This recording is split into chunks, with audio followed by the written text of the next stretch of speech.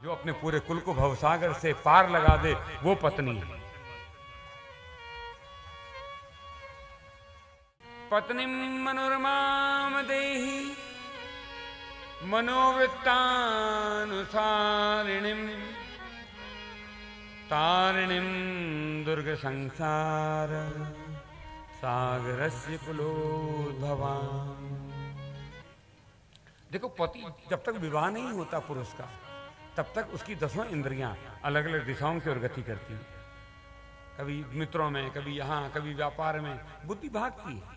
किंतु जिस समय विवाह हो जाता है, जब जिस क्षण जीवन में पत्नी आती है, मनोवृत्तानुसारिणीम, ये 10 इंद्रियों के घोड़े जो अलग अलग दिशा की ओर भागते थे वो एक सूत्र में आ जाते हैं, एक दिशा की ओर आ जाते हैं, उनको एक दिशा मिल जाती है।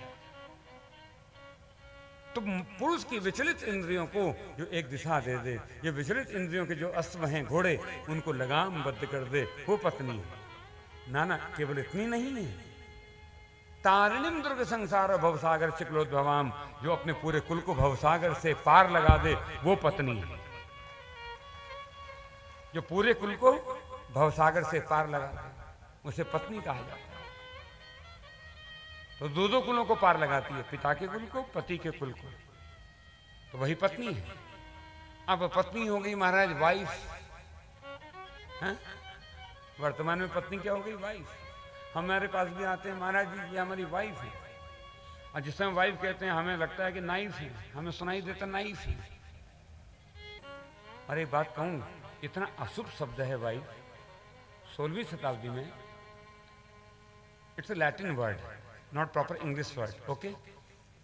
लैटिन अमेरिका में वर्ड बोला जाता था किसके लिए? जो रखेल होती थी उसके लिए। सोचिए, हमारे वहां पत्नी को कहा जाता है धर्म पत्नी, तो कम से कम संत महात्माओं को, अपने बुजुर्गों को, समाज के बड़े लोगों को परिचय देते समय धर्म पत्नी शब्द का ही प्रयोग करना चाहिए। ये हमारी धर्म पत्नी है, उनके साथ धर्म है। वाइफ कहो, worry is invited for ever,